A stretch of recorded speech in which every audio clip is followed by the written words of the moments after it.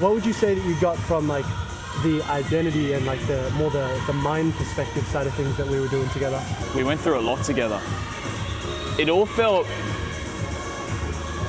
It felt so, how do I explain it? It was a short period of time, 6 months, but it felt so smooth and long in terms of its achievement.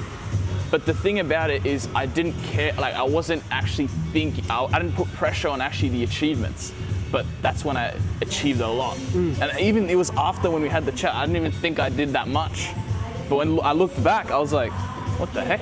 Started a business, 2x that shit, you know, grew by this much. It's like the progress that you're able to make when you conserve energy, focus your energy on actually driving the needle rather than worrying and being anxious about the result. That was the big thing where, especially when we met each week, it was never about what to do or being anxious about the task itself. It was about who do I have to become such that those things are an effortless part of my life. That was the big game changer. I don't think no coach I know does that. Sick, man. Focusing on the inner self, and then everything else will kind of flow from that, you being the man, right? And that's the part that we talked about a lot. It's like becoming the person who does these things rather than stressing about the thing itself. It should just happen, right? So it's like that fundamental belief that your identity is the foundation of everything, and that flows to then your beliefs, which shape your thoughts, which then shape your actions. And I think a lot of people dwell too much on the actions and the thoughts, but if you can really dig deep and find out what is the foundational cause of what you're actually believing, why is it that you think is this? A lot of that self-probing, that self-investigation, shaving through those layers of the onion, finding the true self, and then shifting that to becoming. I think that was the big one. And that really, like, that downstream, it just shows. Yeah. Love it, bro. Let's go. For sure, bro. That's a hell of a testimonial, Yes, bro. sir. I want to add to that. I want to add to it because I feel like I did tell a lot of people that I was doing coaching, and a lot of people laughed at me. They're like, what, Really? this much for this much? Like, you're paying so much for what? Someone to just tell you you're good enough? Someone to just validate you? Like, what is this? What are you actually paying for? What is the coach? Like, what are they doing? But it's like, I think it's very difficult to see on the outside. It's like, I feel like a lot of people don't think it's that important, what we're doing. When it's actually the foundation of most of their problems. Yeah. Do you know what I mean? It's like people don't give it the merit that changing that fundamental part of their identity can actually do for them, because they're so attached to who they are.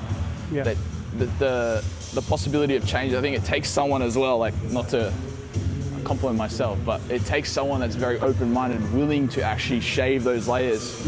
Someone brave enough to actually see that identity to then change. A lot of people are too caught up in that self-delusion to actually figure out they have a problem, let alone actually change the problem in itself. It's not that they even have a problem, it's like, not that they have a problem, that's the wrong thing. Like, no one's got a problem, but to actually go deep and figure out what is the foundation of their beliefs, I think a lot of people aren't willing to do. Yeah. Love that. Very true.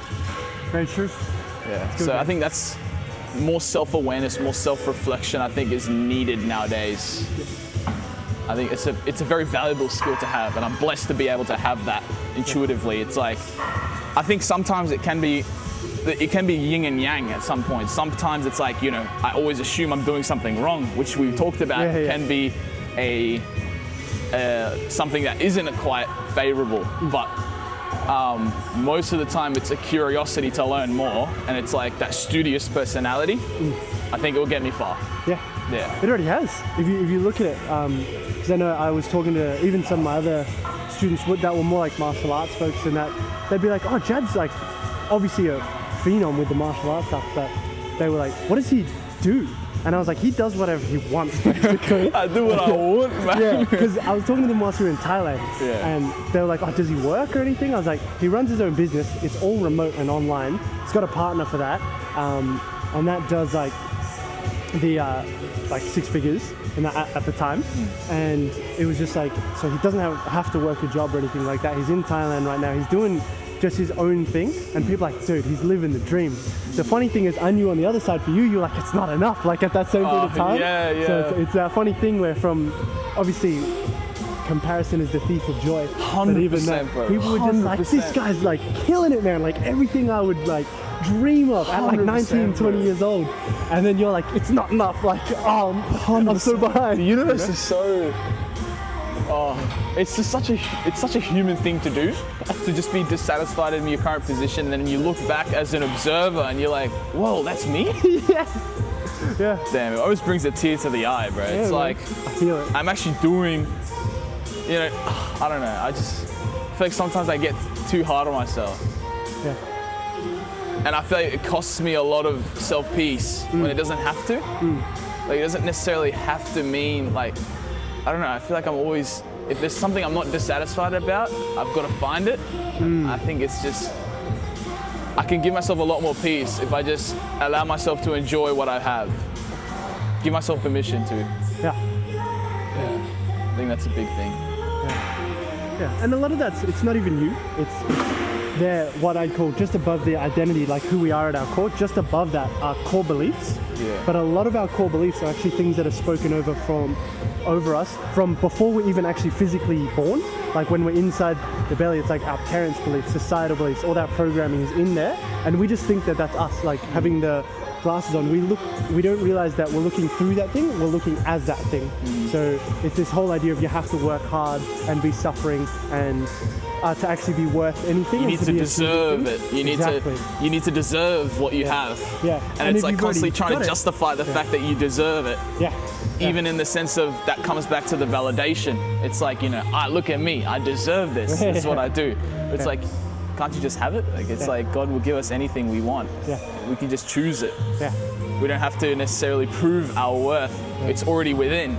Yeah. You just wait for the world to catch up. Yeah. You do the work, you become, and then the world will catch up when it catches up. Doesn't matter when, it will happen. Yeah. I mean, I already am the person I want to be. It's just like the world's falling behind. They need to catch up to me. Yeah.